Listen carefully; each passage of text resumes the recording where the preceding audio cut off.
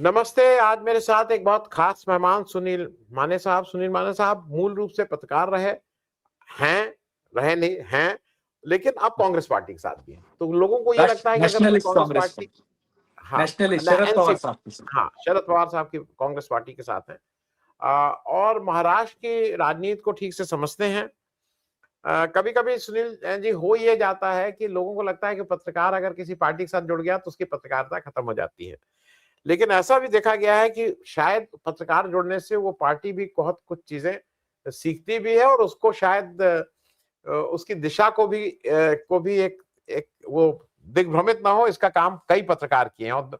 और हम तो इसलिए इस बात को कह रहे हैं, गांधी जी पत्रकार थे, जेपी पत्रकार थे, जवाहरलाल नेहरू पत्रकार थे, लोहिया पत्रकार थे, चंद्रशेखर पत्रकार थे। अगर आप पत्रकारों के लिए, जॉर्ज फर्नांडिस पत्रकार थे, डॉक्टर अंबेडकर पत्रकार थे, डॉक्टर अम्बेडकर पत्रकार थे। नहीं, वहां पे शिवसेना के जो हमारे बाल ठाकरे साहब पत्रकार थे। तो ये एक्चुअली क्या हो गया ना कि ये कहीं ये हो गया कि नहीं नहीं, पत्रकार पत्रकार का एक काम ये रहता है कि अगर आप जिस जिस जिस भी विचारधारा को आप मानते हैं उसको उसको अपने ट्रैक पे रखने का। सुनील वाले साहब, ये महाराष्ट्र में एक नया नाम आजकल, तुकाराम मुंडे साहब एक नए हीरो के रूप में, हम लोग तो भाई दूर से सुनते हैं उनके बारे में, तो एक क्रूसेडर के रूप में उनको अब पहचान रहे हैं कि 21 साल की सर्विस में 26 बार ट्रांसफर, और वो जीरो टॉलरेंस की तरह काम कर रहे हैं।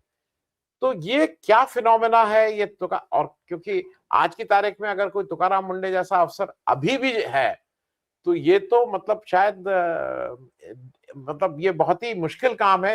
ये लोग तो एक्सटिंक्ट हो रहे हैं, ये लोग तो अब खत्म, मतलब इस तरह के लोग अफसर दिखना बंद हो गए हैं।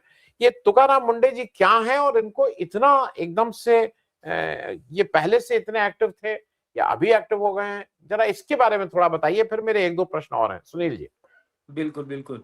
अभी आपके माध्यम से आपके दर्शकों, लाखों जो दर्शक है, उनको अगर तुकाराम मुंडे जी के बारे में जानना, ये आपकी पहली रिक्वायरमेंट, मतलब आपका जो प्रश्न है। देखिए, हमारे यहाँ महाराष्ट्र में एक सामाजिक संतों की पृष्ठभूमि है। पॉलिटिकल जो कुछ भी उठापटक होती है उसके लिए भी एक बहुत बड़ा बैकग्राउंड है। सावित्रीबाई फुले, महात्मा ज्योतिराव फुले से लेके डॉक्टर अंबेडकर से लेके, पर उनके पहले ही छत्रपति शिवाजी महाराज से भी पहले जो कुछ भी वहां सामाजिक क्षेत्र में बड़े बड़े स्थित्यंतर करने वाले लोग पैदा हुए, उन्होंने अपना योगदान दिया। अभी आपको ये तुकाराम, इस नाम से ही मुझे लगता है कि लोगों ने समझना चाहिए। क्या आपको कहते हैं, उत्तर प्रदेश, उत्तर भारत, सारे जो अपना नॉर्थ का एरिया है, उनको समझना चाहिए ये तुकाराम, राम तो जुड़ा हुआ है, राम को सब आप पता है सबको, पर तुकाराम क्या है वहां ये नाम नहीं मिलेगा। वो नाम मिलेगा महाराष्ट्र में, महाराष्ट्र से लेकर कर्नाटक के बॉर्डर में, जहां मराठी और कानड़ी का एक प्रचलन है। तुका शब्द का अर्थ है कि मैं तेरे लिए हूं, भगवान के लिए है, और तुकाराम मतलब भगवान के लिए मैंने अर्पण किया है।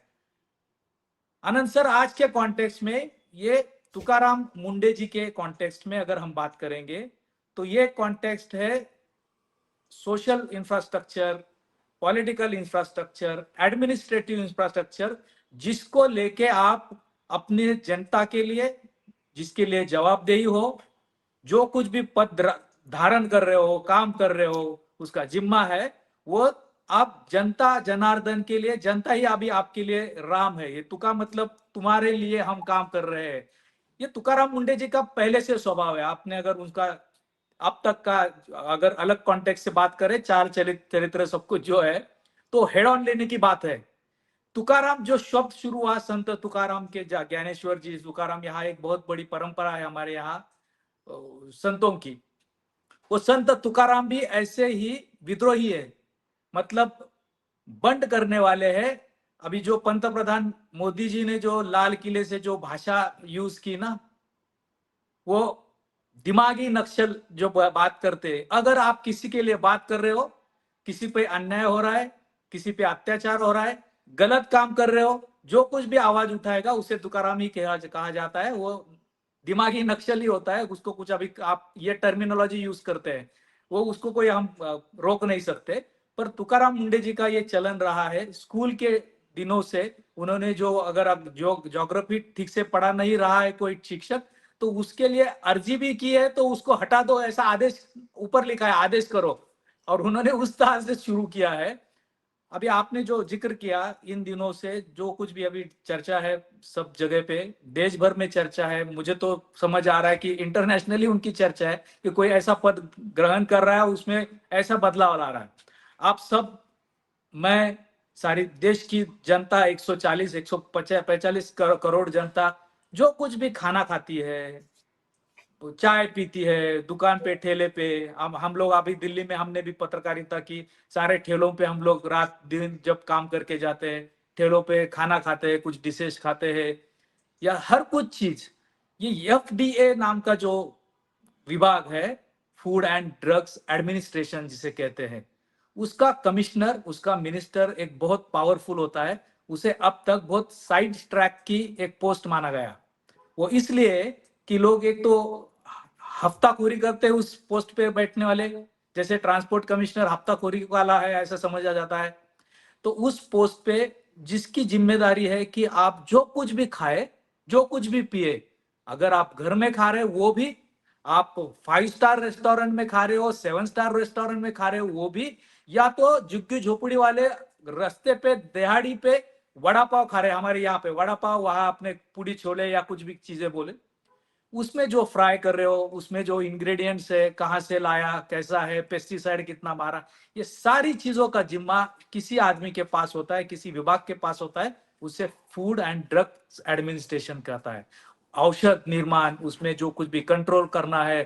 दारू का जो प्रचलन है, सारे अभी हमारे यहाँ उत्तर भारत में ठेके है, वो ठेके वाली दारू प्योर आती है, उसमें मिलावट है, कहाँ से आई, सील किया गया है, एवरीथिंग इज अंडर कंट्रोल। उसका क्वालिटी, उसका रेवेन्यू का मॉडल है वो एक्साइज डिपार्टमेंट का है, लेकिन आप जो खा रहे हो, जो आप पी रहे हो, उसका सारी चीजों की जिम्मेदारी इस व्यक्ति, मतलब जो पद है उसके ऊपर होता है।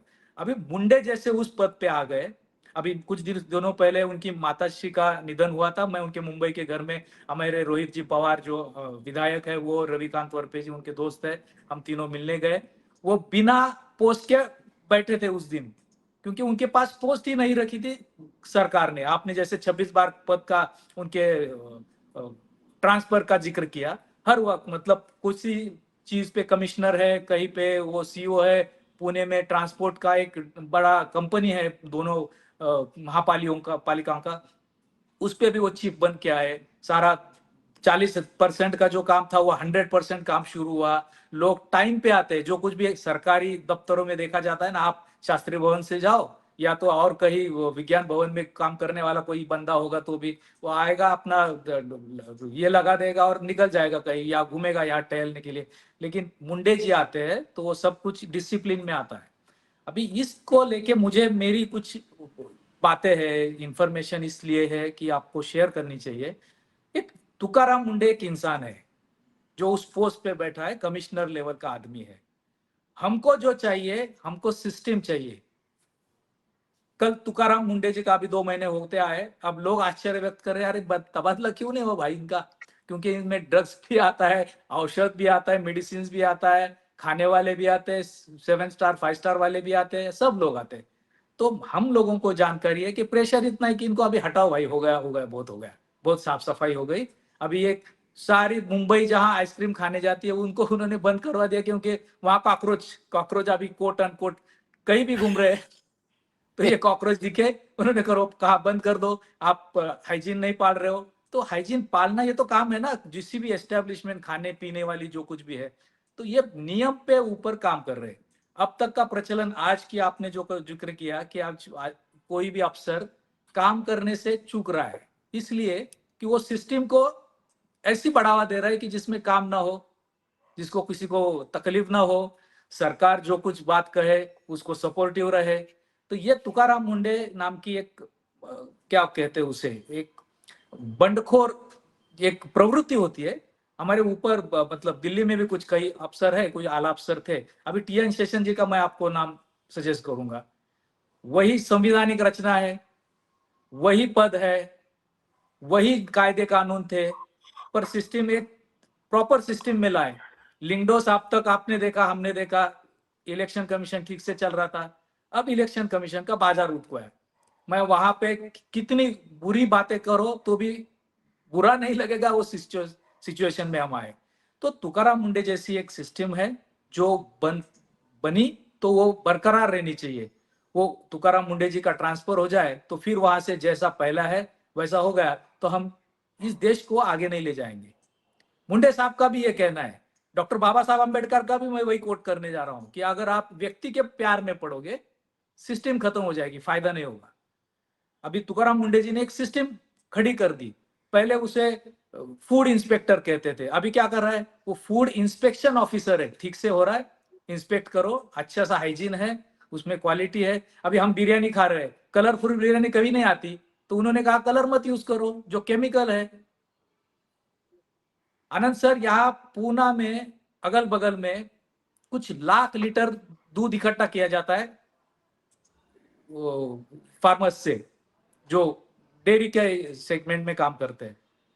मुंबई की रिक्वायरमेंट हर रोज अगर 20 लाख लीटर है तो यहाँ से 20 लाख लीटर अमूल से लेके, गुजरात के अमूल से लेके, महाराष्ट्र से लेके सब जाती है, ये रिक्वायरमेंट पूरी होती है।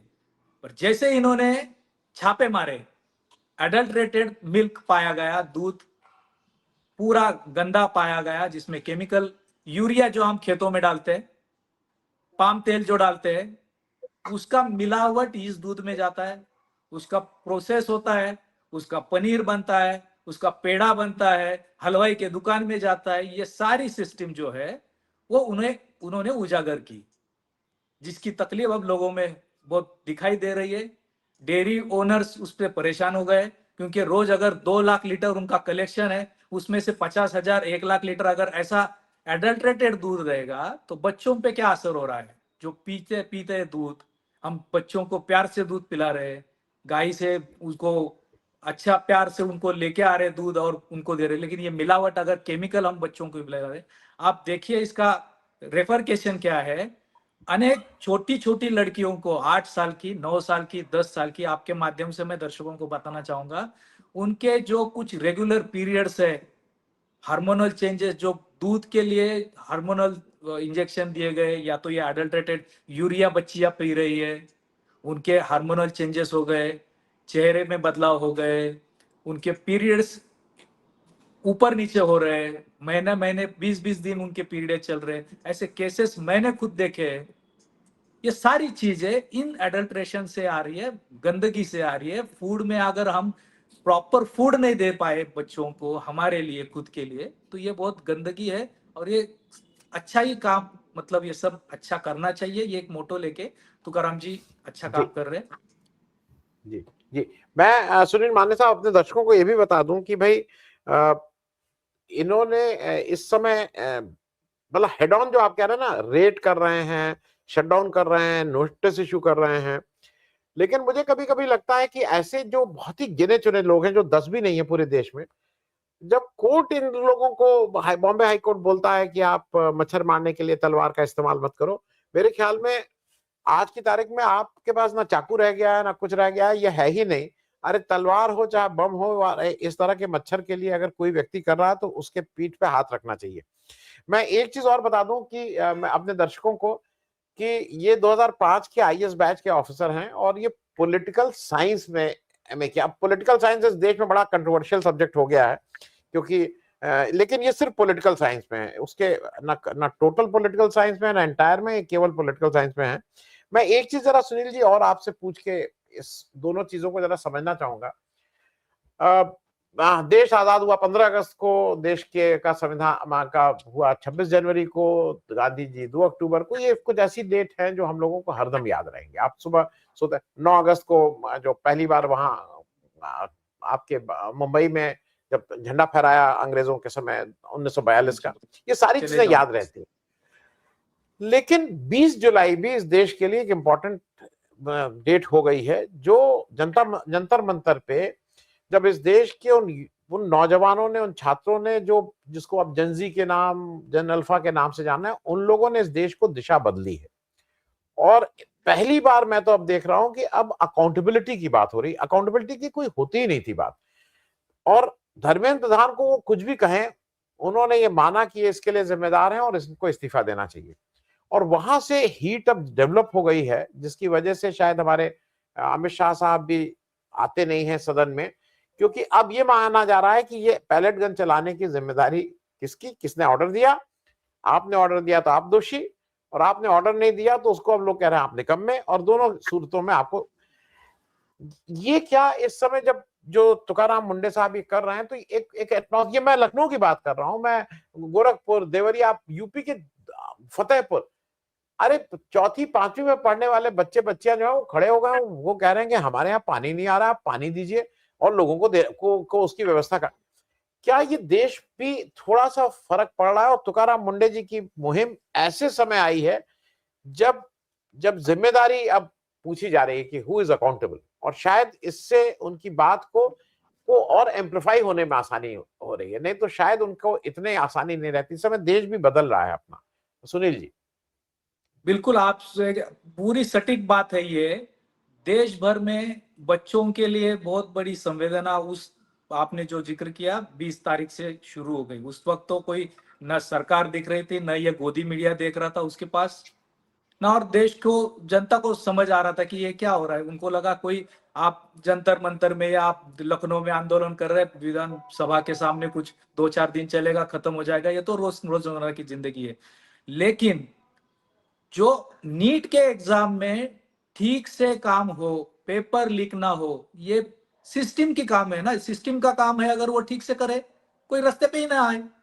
लेकिन सिस्टम ही काम नहीं करेगी, जो कहेंगे कि आप ये ठीक करो, वो संघ के भाषा में तो राष्ट्र विरोधी बन जाएगा, मोदी जी के भाषा में दिमागी नक्सल बन जाएगा, चीफ जस्टिस ऑफ इंडिया के भाषा में वो कॉकरोच बन जाएगा।